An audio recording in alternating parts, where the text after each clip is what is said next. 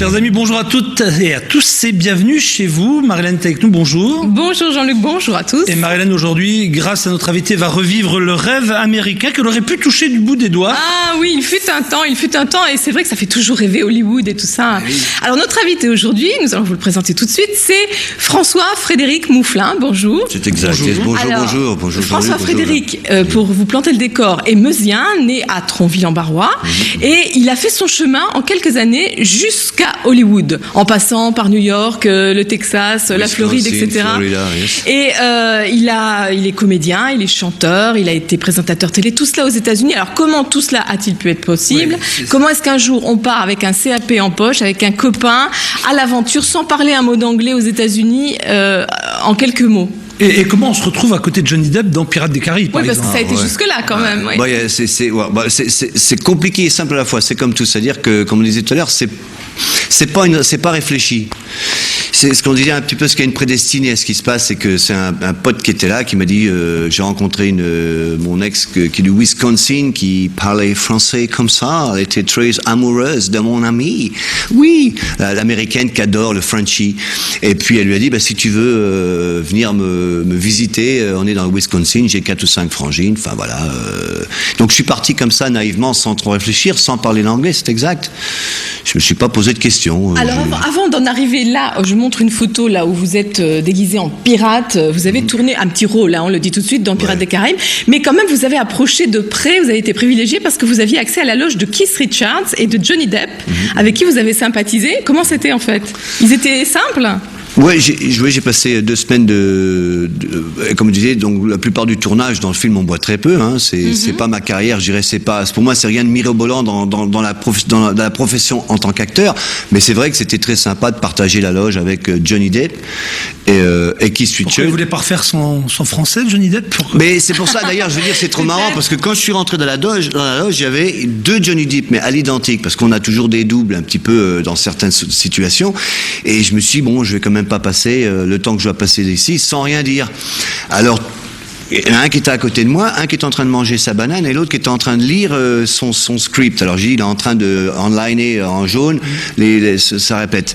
Alors pas culotté, je lui tape sur l'épaule, je lui dis, alors Johnny, comment ça va Vanessa ? Alors il me fait, you know who you're talking to, you know I'm Johnny. Je dis, je sais bien que c'est toi. Mais je voulais, je disais, peut-être, je voulais entendre ton français parce que je sais que tu parles français. Alors il me dit, oui, je parle français. Bien, et Vanessa, elle va très bien. Mais en fait, il faut souligner ça, c'est qu'aux États-Unis, ça marche comme ça. Si on se positionne tout de suite en face de la star en lui parlant d'égal à égal, ça ouvre tout de suite les portes. Faut y aller au culot. Est-ce que c'est encore le pays où tout est possible, où effectivement le petit Frenchie peut débarquer avec ses valises sans parler français, devenir animateur télé avec un accent extraordinaire. C'est vrai que vous êtes animateur télé et que vous aviez une émission sur la gastronomie, enfin les recettes françaises ? J'avais un show français qui s'appelait Accent français et je ne faisais pas que de la cuisine, je profitais de mon savoir culinaire pour envoyer de temps en temps dans l'émission une recette, poire au vin, coq au vin, tourte lorraine. Ça changeait un peu des... Oui, mais aussi je faisais des interviews, j'ai interviewé des docteurs, je me suis tout de suite mis dans le plaisir de parler l'anglais. Mais j'aimais bien la langue. C'est facile pour une personne qui est votre âge, vous aviez une vingtaine d'années, vous maîtrisiez pas la langue. Non, et je parlais It is possible, welcome to accent français, mais ça plaisait énormément, c'est ça, c'est ce culot, cette naïveté. Alors, parlons quand même du livre que vous avez écrit, Mon Amérique à moi. Alors, c'est un livre dans lequel vous racontez tout ce parcours. C'est peut-être aussi une bonne école pour les jeunes qui auraient qui rêvent de cinéma, de gloire.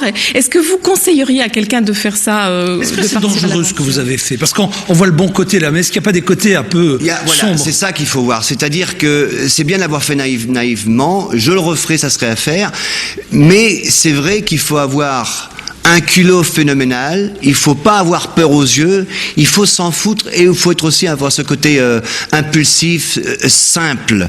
Et c'est vrai que à travers cette route, il y a eu des tas d'étapes très douloureuse, très difficile. C'est pas toujours facile, hein. Mais très difficile, voire même des fois on se pose la question qu'est-ce que je fous là? On se retrouvait dans des situations mais vraiment dramatiques où on bouffe vraiment de la vache enragée. On parle du cinéma, mais avant ça, il y a eu des tas de galères, de petits boulots. Oui, c'est très difficile. Comme beaucoup d'acteurs l'ont fait. Hein. Donc le conseiller dire aux gens, je vous suggère de le faire. Moi, je dirais par rapport à la vie que j'ai faite, je dis oui, ça serait à refaire, je le referai.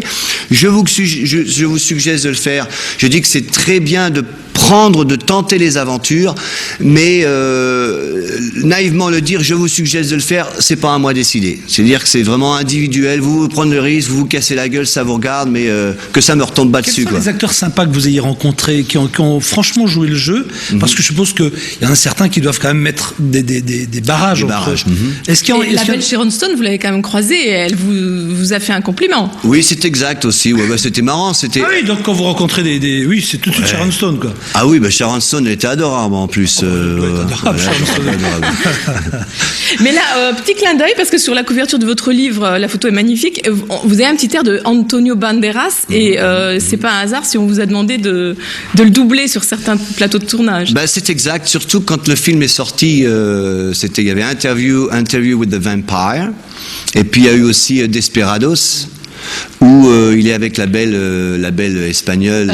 Oui, Salma Hayek. Desperados avec la guitare, etc. C'est ça. Oui.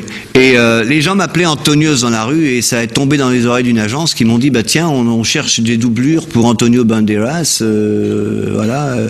Et donc j'ai eu du travail à plusieurs reprises, soit pour. Alors une question de néophyte, franchement, quand on voit ce que vous avez fait et le parcours que vous avez fait pour réussir à en arriver là.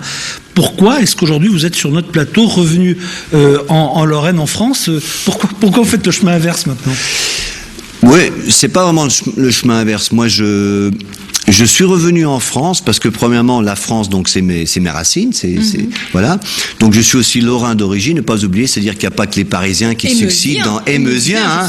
Donc on sait que vous êtes Meusien tous les deux. Voilà. Mais c'est un plaisir de savoir que les Meusiens ont aussi du talent, etc. Bien sûr. C'est très important. Et je suis obligé de le reconnaître. Voilà, en plus, c'est vrai, avec les yeux qu'elle a, cette fille. Ah ça y est, je vais aller à Hollywood aussi. Tu avais Hollywood quand il fallait. C'est un peu tard. Electric Blue. Non, mais c'est ça le truc. Je suis pas revenu en France pour m'installer éternellement en France. Je suis revenu en France parce que c'est mes racines. Deuxièmement, je viens en France parce que j'ai envie aussi de découvrir le showbiz français. J'ai envie de me faire découvrir dans une sorte d'humilité.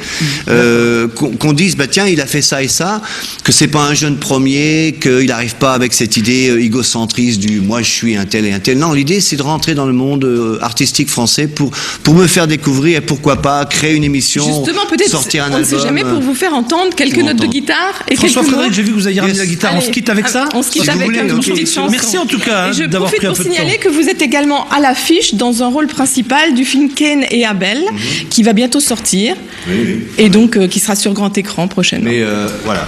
Et si vous voulez trouver le aussi... Si vous quittez le plateau, on va pas vous entendre des masses. Il va falloir que vous reveniez un petit peu vers nous. Voilà, le temps qu'il. Allez, quelques notes de guitare. Quelques notes vont sortir.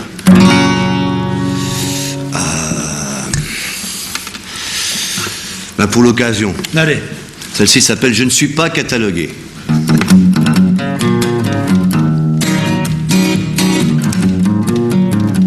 Ouh là là.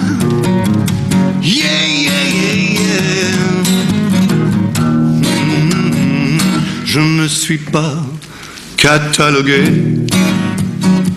And if you please, don't ask me why.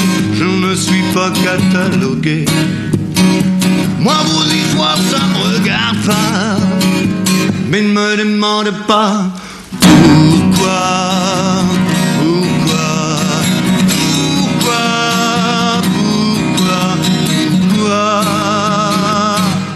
Je m'en fous de tout ça. Voilà, et si on veut en savoir plus, je m'excuse, parce qu'on aurait bien écouté plus, mais on n'a plus le temps. Si on veut en savoir plus sur vous, il y a un site internet qui est très bien fait et où on raconte toute votre histoire et on voit beaucoup d'illustrations. Donc merci une fois encore d'être venu jusqu'à nous. Est-ce que le basket évoque quelque chose pour vous?